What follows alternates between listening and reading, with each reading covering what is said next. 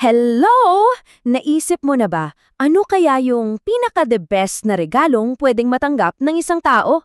Kasi ngayon, may pag-uusapan tayong isang regalo na, grabe, hindi lang tumaganda, libre pa, at kayang-kayang baguhin ang lahat para sa'yo.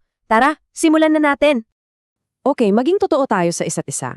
Naranasan mo na ba yung feeling na parang stuck ka? Alam mo yun, yung tipong alam na alam mo kung ano yung tama, kung ano yung dapat gawin, pero parang may malakas na humihila sa'yo para gawin pa rin yung mali. 'Di ba? Para kang may gyera sa loob mo na hindi mo mapaliwanag at hindi mo mapigilan. So yung agwat na yan, sa pagitan ng mabuting gusto nating gawin at sa mga bagay na, well, nagagawa nating mali, ang tawag dyan ay kasalanan. At yan mismo ang dahilan kung bakit minsan ang bigat-bigat ng pakiramdam natin. Yung feeling na may sala tayo, na parang ang layo-layo natin sa Diyos. At alam mo kung ano yung pinakamasakit? Habang sinusubukan nating ayusin to mag-isa, gamit ang sarili nating lakas, parang lalo lang tayo nalulubog. Kasi ang totoo, hindi natin kayang baguhin ang sarili nating puso, kaya minsan mapapaisip ka na lang, ay, wala na yata tong pag-asa. Pero dito napapasok yung napakagandang balita kasi ang Diyos may solusyon siyang inaalok. At ito, pakinggan mo ha, hindi ito isang bagay na kailangan mong paghirapan o bayaran. Isa itong regalo. Ganap na libre, walang bayad. So, ano ba talaga itong regalo na to? Yung sinasabi nating hindi kayang bilhin at hindi kailangang pagtrabahuhan. Sige nga, alamin natin!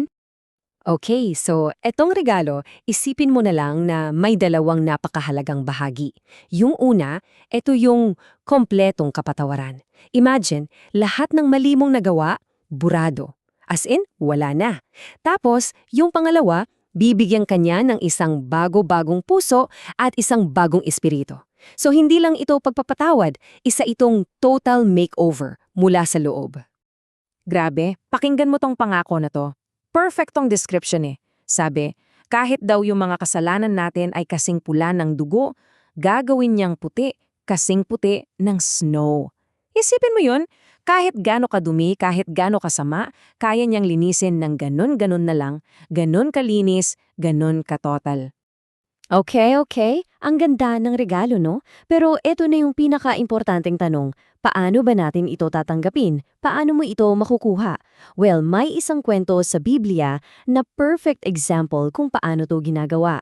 So isipin mo to, may isang lalaki at for 38 years, 38 taon, hindi niya magalaw yung mga kamay at paa niya.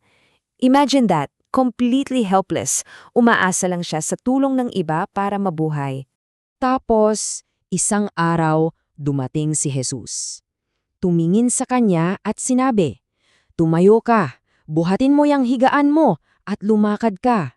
Simpleng utos, pero para sa kanya, parang sinabihan siyang lumipad. Imposible. So, eto na yung tanong. Ano sa tingin mo ang ginawa ng lalaki? Naghintay ba muna siya na maramdaman yung lakas? Sinabi ba niya, sige po Lord, pero wait lang, check ko muna kung may feeling na sa binti ko? Hindi. Hindi siya naghintay. Ang ginawa niya, simpleng-simple lang. Una, naniwala siya na totoo yung sinabi ni Jesus. Pangalawa, nagdesisyon siya sa isip niya, susunod ako. At pangatlo, kumilos siya. Tinangka niyang tumayo. At sa mismong moment na yon, doon pumasok yung kapangyarihan ng Diyos at nakalakad siya. Ngayon, yung kwento na yan mismo yung blueprint. Yan yung eksaktong paraan kung paano rin natin tinatanggap yung regalo ng Diyos. At yan, mga kaibigan, ang definition ng pananampalataya. Hindi ito feeling, ito ay pagkapit. Pagkapit sa pangako ng Diyos at paniniwalang, teka, totoo to para sa akin, kahit na wala ka pang nararamdamang pagbabago. Ito yung paniniwala sa pangako bago mo pa makita o maramdaman ang resulta. So, eto talaga yung pinaka-core ng lahat. Pinatawad ka na. Bakit? Hindi dahil feel mo na pinatawad ka, kundi dahil nangangao ang Diyos. Period. Ang assurance mo, hindi nakabase sa feelings mo, nakabase ito sa salita ng Diyos na hindi kailanman nagbabago. Alright, so natanggap mo na yung regalo. Ang galing. Now what? Ano na ang susunod? Paano ba mamuhay sa bago mong buhay? Merong ilang simpleng bagay na pwede mong gawin araw-araw. Una, lagi mong i-remind ang sarili mo, pag-aari ako ni Kristo. Pangalawa, sabihin mo araw-araw, ako ay sa Kanya. Pangatlo, humingi ka ng tulong sa Espiritu niya. At ito, please tandaan mo to, huwag na huwag kang maghihintay na maging good enough bago ka lumapit sa Kanya. Lumapit ka lang kung sino ka at kung ano ka. Kahit may sabit, kahit mahina, lumapit ka lang. Okay, pag-usapan natin yung mga mahihirap na araw. Kasi darating at darating talaga yung mga pagkakataon na magdududa ka. Normal yan. So, paano natin haharapin yun? Minsan, may bubulong sa isip mo, di ba? Isang boses ng pagdududa. Yan yung kaaway. Sasabihin niyan, hindi ka karapat-dapat. O, hindi naman talaga para sa'yo yung pangako ng Diyos eh. Pero you know what? Hindi mo kailangang pakinggan yan. So paano mo lalabanan? Gamitin mo yung mismong salita ng Diyos. Pakinggan mo to, grabe. Sabi niya, posible pa daw makalimutan ng isang nanay ang sarili niyang anak, pero siya, hinding-hindi kanya makakalimutan. Wow, that's a powerful promise. Mas matindi pa sa pagmamahal ng isang ina. At kung gusto mo ng isang larawan kung gaano kanya kamahal, isipin mo yung tatay sa kwento ng alibughang anak. Yung anak, nagloko, umalis, sinayang ang lahat.